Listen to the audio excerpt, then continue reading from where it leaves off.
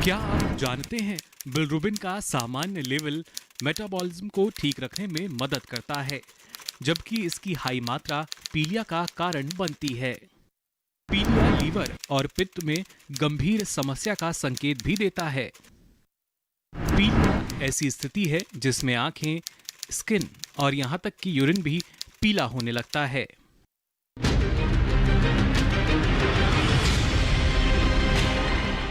नमस्कार, कैसे हैं आप दोस्तों। आज के हमारे इस कार्यक्रम में मैं आपको जानकारी दूंगी एक ऐसी बीमारी के बारे में जिसे आप जानते तो हैं, लेकिन तब जब ये समस्या काफ़ी गंभीर हो जाती है। जी हाँ, ये बीमारी है पीलिया यानी हेपेटाइटिस। आपको बता दें कि अगर किसी बच्चे में ये बीमारी हो जाए तो ज़्यादा चिंता की बात नहीं, लेकिन अगर कोई बड़ा इसकी चपेट में आ जाए तो काफ़ी गंभीर समस्या हो सकती है। तो आइए जानते हैं आखिर क्या है पीलिया और क्या है इसके कारण।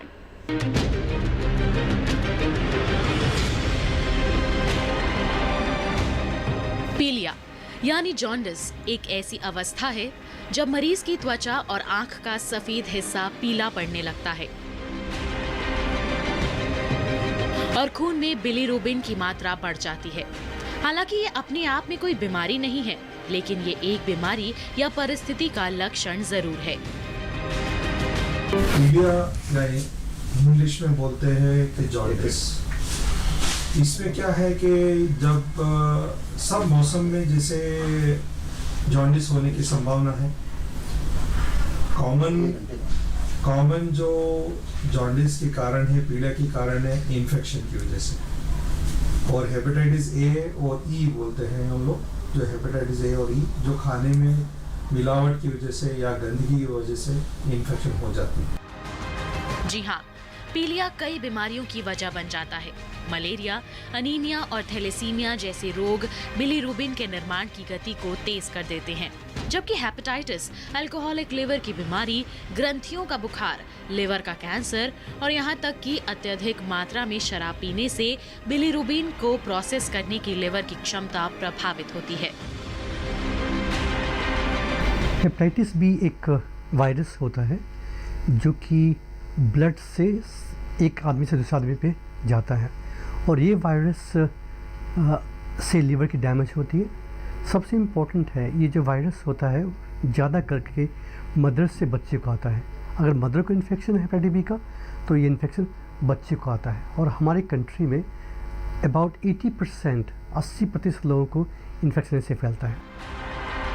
ध्यान देने वाली बात यह है कि रक्त में जैसे जैसे बिलिरुबिन की मात्रा बढ़ती है, किडनी उसे छानकर रक्त को साफ करने में असमर्थ हो जाती है, तो यूरिन का रंग गाढ़ा पीला होने लग जाता है। हालांकि शुरुआती दौर में इसके लक्षण दिखाई नहीं पड़ते हैं, लेकिन कुछ ही दिनों में ये गंभीर रूप धारण कर लेता है। पीलिया का मतलब है कि आंखों और पेशाब का पीला हो जाना। पीलिया का जो कारण है कि हमारे ब्लड के अंदर एक पिगमेंट होती है बिलिरुबिन। यदि बिलिरुबिन की मात्रा अगर हमारे ब्लड में बढ़ जाए तो हमारी आंखें और पेशाब पीले हो जाते हैं। अगर हम पीलिया का कारण देखें तो एक उसका मुख्य कारण है हेपेटाइटिस, जिसे हम लीवर में सूजन कहते हैं। हेपेटाइटिस के जो दो मुख्य कारण है विषाणु हैं, हेपेटाइटिस ए और ई, जो कि दूषित जल और दूषित खाने से फैलते हैं। गौरतलब है कि हमारे शरीर में लिवर पित्त का स्राव करता है, जो पाचन में सहायता करता है। अगर इस पित्त प्रणाली में कोई विकृति आ जाती है या पित्त आंतों तक नहीं पहुंचता, तब व्यक्ति पीलिया यानी जॉन्डिस का शिकार हो जाता है। पीलिया का जो मुख्य लक्षण है वो है आंखों का और पेशाब का पीला हो जाना। पीलिया के जो बाकी लक्षण है वो डिपेंड करते हैं कि पीलिया किस कारण से हुआ। अगर हम पीलिया के कारण देखें, एक कारण होता है कि लीवर में जो पित्त की नली है उसमें रुकावट आ जाना। रुकावट या तो ट्यूमर से हो सकती है या फिर पत्थर से हो सकती है। दूसरा कारण है कि लीवर में सूजन आ जाना। सूजन मुख्यतः हेपेटाइटिस वायरस से होती है, और जो लोग अल्कोहल अधिक मात्रा में लेते हैं उनके भी लीवर में सूजन आ सकती है। यदि किसी व्यक्ति को पीलिया लीवर में रुकावट आने से हुआ है तो वो अपने पेट के ऊपरी हिस्से में दर्द की शिकायत कर सकते हैं और उनको ठंड लगकर बुखार भी आ सकता है। यदि पीलिया लीवर में सूजन आने से हुआ है, उस कंडीशन में मरीज शिकायत करता है कि उसको बुखार आ रहा है और उसकी भूख बहुत कम हो गई है, और मरीज को उल्टी भी आ सकती है और कुछ मरीजों में खुजली की शिकायत भी हो सकती है। पीलिया आमतौर पर हेपेटाइटिस ए या हेपेटाइटिस सी वायरस के कारण फैलता है, जिसका मुख्य कारण दूषित या संक्रमित खान-पान है। इस रोग में पाचन तंत्र सही ढंग से काम नहीं करता है और शरीर का रंग पीला पड़ने लगता है।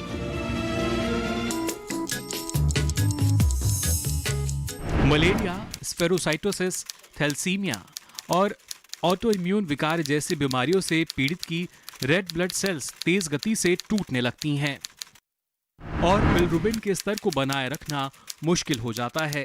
ऐसे में व्यक्ति पीलिया का शिकार हो जाता है। दोस्तों, पीलिया ऐसे स्थानों पर ज्यादा होता है जहां पर साफ सफाई पर कम या फिर कहें कि बिल्कुल भी ध्यान नहीं दिया जाता। वायरल हेपेटाइटिस बहुत ही सूक्ष्म विषाणु या फिर कहें कि वायरस से होता है और आपको बता दें कि भीड़ भाड़ वाले इलाकों में इस वायरस का संक्रमण होने का खतरा बहुत ज्यादा बढ़ जाता है। तो आइए अब आपको बताते हैं इससे जुड़ी कई और महत्वपूर्ण बातों के बारे में। देखिए इसे, ये है हमारी लाल रक्त कोशिकाएं यानी रेड ब्लड सेल्स। सामान्यतः रक्त में पित्तरंजक का स्तर 1% या इससे कम होता है, लेकिन अगर इस मेटाबॉलिज्म में कोई भी दिक्कत होती है तो रक्त में बिलिरुबिन की मात्रा बढ़ जाती है। जब इसकी मात्रा 2 से 5% से ऊपर हो जाती है तो हम पीलिया के शिकार हो जाते हैं। पीलिया होने पर रोगी को अत्यधिक कमजोरी और बुखार के साथ सिर में दर्द रहता है और उसे भूख नहीं लगती। आंख और नाखून का रंग पीला होना और पेशाब पीला आना भी इसके लक्षण माने जाते हैं। विषाणु रहित पीलिया रोगी के मल के संपर्क में आए हुए दूषित जल, कच्ची सब्जियां आदि से फैलता है। इतना ही नहीं, अगर किसी रोगी को लगाई गई सुई का इस्तेमाल किसी दूसरे व्यक्ति के लिए किया जाए तो पीलिया उस व्यक्ति को भी अपना शिकार बना सकता है। अगर किसी को हेपेटाइटिस बी का इन्फेक्शन है तो उन्हें अपनी निडल या ब्रश शेयर नहीं करने चाहिए, क्योंकि जैसे ब्रश शेयर करेंगे या निडल शेयर करेंगे तो उससे इन्फेक्शन एक व्यक्ति से दूसरे व्यक्ति को चला जाएगा। तो ये इम्पोर्टेंट है। इसके अलावा रोगी व्यक्ति का खून अन्य व्यक्ति को चढ़ाना भी पीलिया का कारण बन सकता है। लंबे समय तक मलेरिया का बना रहना, पित्त की नली में पथरी अटकना, ज्यादा शराब पीना, नमक और तीखे भोजन के अलावा खून में रक्त कणों की कमी से भी आप पीलिया की चपेट में आ सकते हैं। अगर किसी को पित्त की नली में कोई स्टोन फंस जाए या उसको कैंसर हो जाए तभी पीलिया होता है। उसके अलावा किसी व्यक्ति में खून की मात्रा में खून में कोई डैमेज हो जाए, खून का जो बोलते हैं हेमोलिसिस हो जाए तो भी पीलिया बनता है।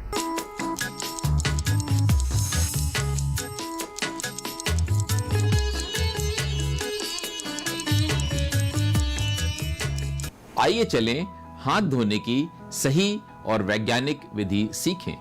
हाथ धोना रोगों से बचने की सबसे आसान और असरदार क्रिया है। साधारण तरीके से हाथ धोने पर हाथों के कई हिस्सों में कीटाणु रह जाते हैं जो बाद में बीमारी पैदा कर सकते हैं। अतः हमें क्रमबद्ध तरीके से हाथों के सभी हिस्सों को अच्छी तरह साफ करना चाहिए।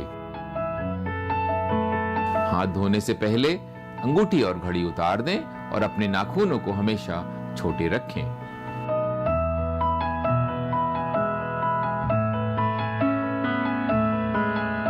अब दोनों हाथों को अच्छी तरह से पानी से गीला करें और एक हाथ की हथेली में अगर हो सके तो लिक्विड सोप, और अगर लिक्विड सोप न हो तो साधारण साबुन की बट्टी से दोनों हाथों को अच्छी तरह से झाग बना लें। अब उंगलियों के पोरों के बीच की सफाई के लिए एक हाथ की उंगलियों को दूसरे हाथ की उंगलियों से इस तरह से लें और आगे पीछे करते हुए अच्छी तरह साफ कर लें। हथेलियों की सफाई के लिए दोनों हथेलियों को मिलाएं और अच्छे से रगड़कर साफ करें। हाथ के पिछले हिस्से की सफाई के लिए एक हाथ की हथेली को दूसरे हथेली के पिछले हिस्से पर रखकर अच्छी तरह साफ करें। उंगलियों के बीच की सफाई के लिए दोनों हथेलियों को रगड़ते हुए उनकी उंगलियों को आपस में जोड़ें या इंटरलॉक करें और अच्छी तरह साफ करें।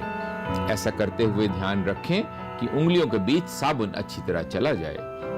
नाखूनों और उंगलियों के पिछले भाग की सफाई के लिए दोनों हाथों को इस तरह पकड़कर घुमाते हुए साफ करें। अंगूठे की सफाई के लिए एक हाथ के अंगूठे को दूसरे हाथ की हथेली से इस तरह पकड़ें और गोल गोल घुमाते हुए साफ करें। अब हाथों की कलाई को साफ करने के लिए एक हाथ की कलाई को दूसरे हाथ में इस तरह पकड़ें और गोल गोल घुमाते हुए साफ कर लें।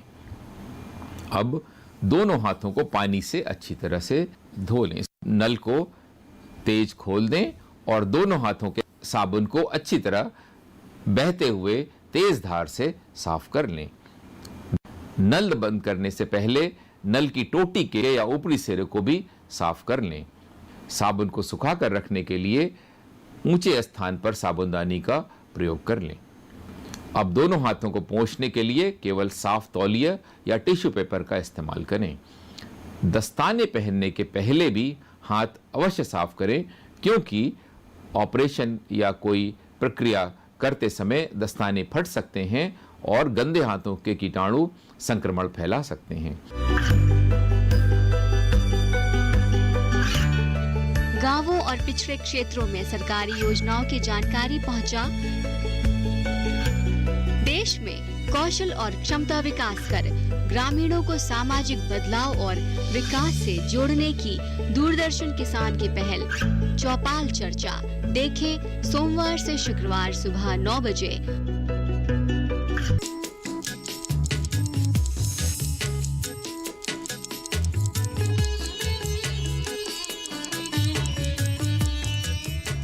नवजात शिशु में पीलिया तब भी हो सकता है जब बच्चा ब्रेस्ट फीड नहीं ले पाता।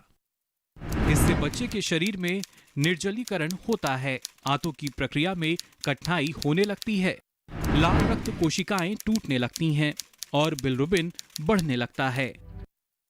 दोस्तों, अगर मैं आपसे पूछूं कि आप सबसे ज्यादा प्यार किससे करते हैं, तो जाहिर सी बात है कि आप अपने बच्चों का ही नाम लेंगे। उनके खाने पीने से लेकर उनके खेलने कूदने तक पर आपकी निगरानी होती है और होनी भी चाहिए। लेकिन साथ ही साथ आपको ये जानना भी बहुत ज़रूरी है कि बच्चों में होने वाला पीलिया वयस्कों से बिल्कुल अलग होता है। तो आइए इसके बारे में विशेषज्ञों से कुछ खास जानकारी लेते हैं। नवजात शिशु को होने वाला पीलिया वयस्कों को होने वाले पीलिया से काफी अलग होता है। बता दें कि शिशुओं को पीलिया लिवर की बीमारी की वजह से नहीं होता, क्योंकि बच्चों का लिवर इतना सक्षम नहीं होता कि वो वयस्कों के लिवर की तरह बिलिरुबिन को कम कर सके। नॉर्मल में बच्चों को पीलिया होना बहुत आम बात है। एक इसके 2-3 कारण होते हैं।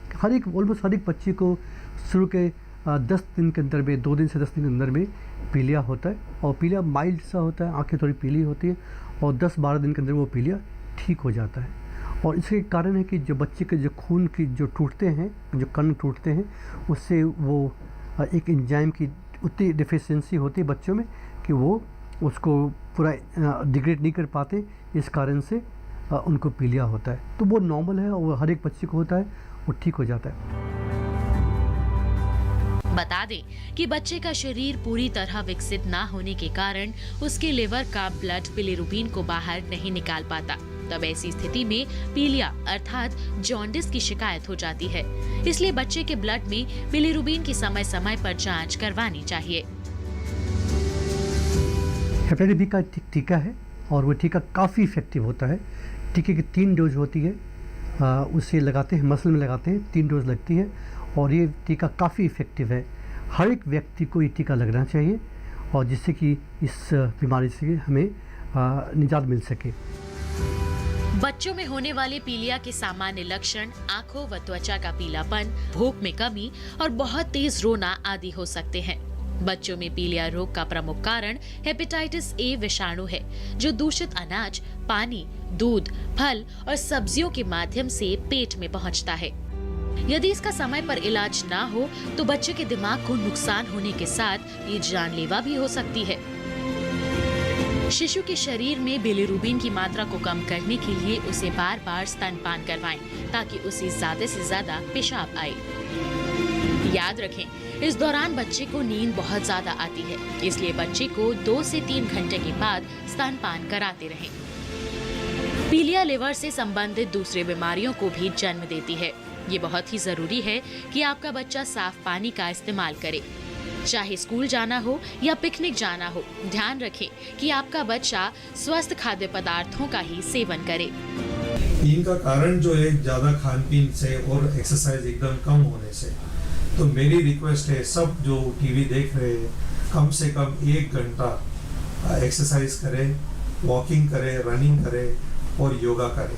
ये बहुत इंपॉर्टेंट चीज़ है। और खान पीन पे ध्यान रखें कि ज़्यादा घी, तेल और तली हुई चीज़ खाने का कम करें। वैसे तो पीलिया किसी भी उम्र में किसी को भी हो सकता है, लेकिन गर्भवती महिला में इस रोग के लक्षण काफी उग्र होते हैं। जरा सी लापरवाही उम्र भर के लिए गहरे जख्म दे सकती है।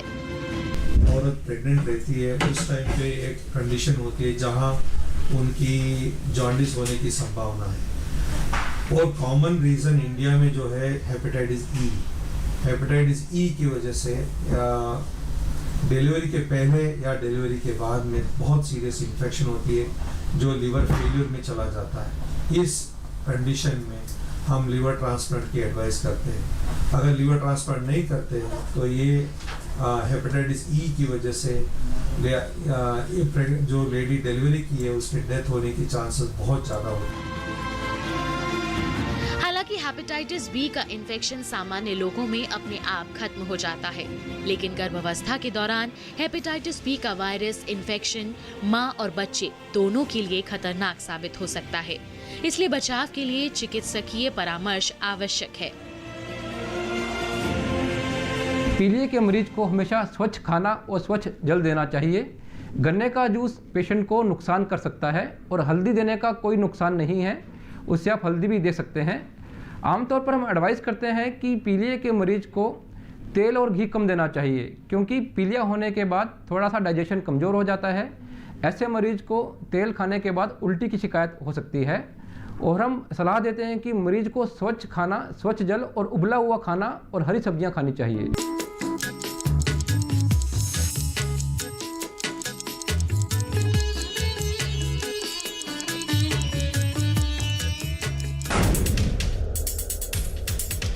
नमस्कार।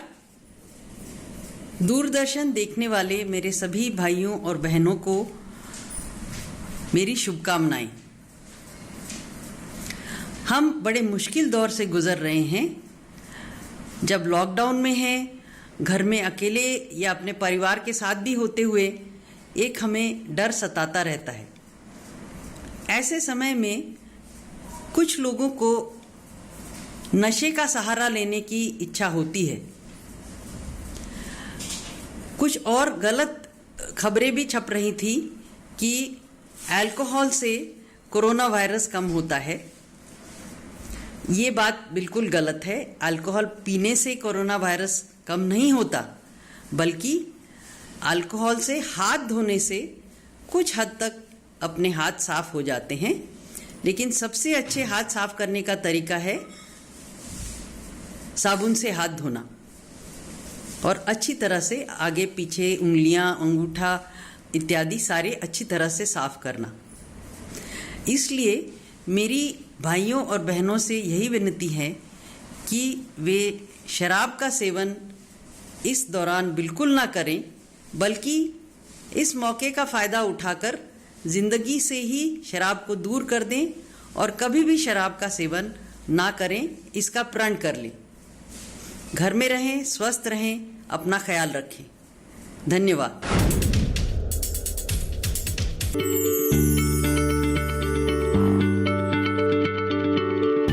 क्या आप किसी बीमारी से परेशान हैं? चाहते हैं डॉक्टर की सलाह? तो हम हैं आपके साथ। बताएंगे आपको जीने की राह। समस्याएं आपकी, समाधान देश के मशहूर विशेषज्ञों के। घर बैठे बात करें देश के जाने माने डॉक्टरों से। हमारे लाइव प्रोग्राम स्वस्थ किसान में हर शनिवार शाम 6 बजे से 7 बजे तक।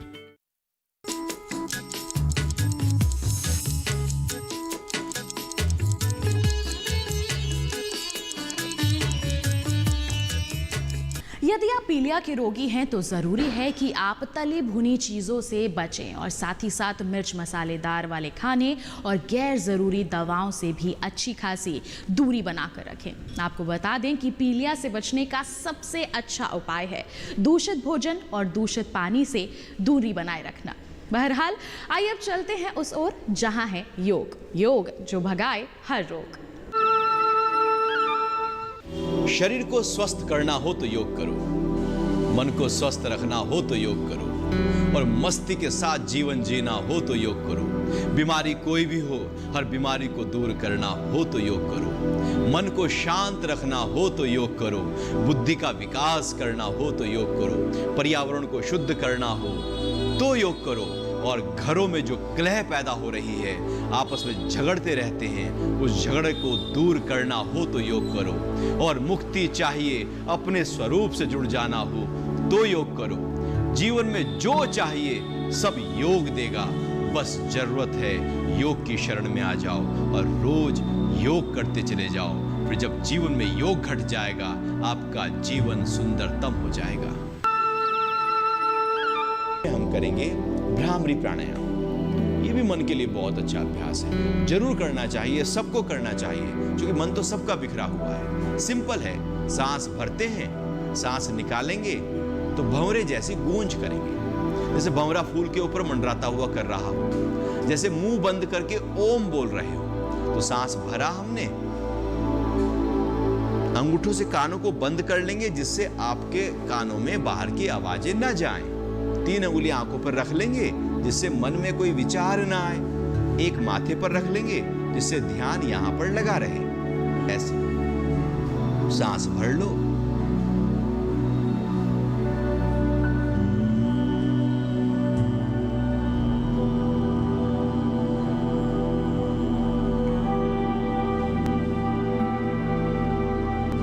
आठ से 10 बार करने के बाद आंखें बंद ही रखते हुए कुछ देर के लिए ध्यान में बैठे रहेंगे। मन को शांत करके माथे के बीच में लगाए रखो। कुछ सोचो नहीं, बस बैठे रहो अपने साथ और केवल अपने साथ। संसार का कुछ सोचना नहीं। ख्याल आएगा, मन को हटा लेना, वहां से ले आना माथे के बीच में, बैठे रहो। ध्यान हो रहा है। प्राणायाम के बाद थोड़ी देर ध्यान में बैठने से मन को और ताकत मिल जाती है। उसके बाद हाथों के तेरे रगड़ें, घर्षण करें और हथेलियों को आंखों के ऊपर रख लें। आंखों के आगे थोड़ा अंधेरा होगा, मन शांत हो गया, हथेलियां हटाकर आंखें खोल लें। तो ये अभ्यास था जिसको हम रोज करके स्वस्थ रह सकते हैं, हमेशा फिट रह सकते हैं। बस जरूरत है आधा घंटा, 25 मिनट, 30 मिनट रोज निकालो और रोज स्वस्थ रहो। सिंपल अभ्यास है, सभी कर सकते हैं। उम्र कोई भी हो, बीमारी कोई भी हो, इस अभ्यास को किया जा सकता है। तो दोस्तों हो जाइए सतर्क, आपकी छोटी छोटी सावधानियां ही आपको स्वस्थ बनाए रख सकती हैं। चलते चलते आपको बता दें कि देश के हर छोटे बड़े अस्पताल और डिस्पेंसरी में हेपेटाइटिस ए और हेपेटाइटिस बी का टीकाकरण किया जा रहा है। आप जागरूक होंगे तभी तो आपके नौनिहाल भी स्वस्थ होंगे। तो बस आज के लिए इतना ही। अगले सप्ताह मिलूंगी आपसे, फिर पूछूंगी आपसे कैसे हैं आप। नमस्कार।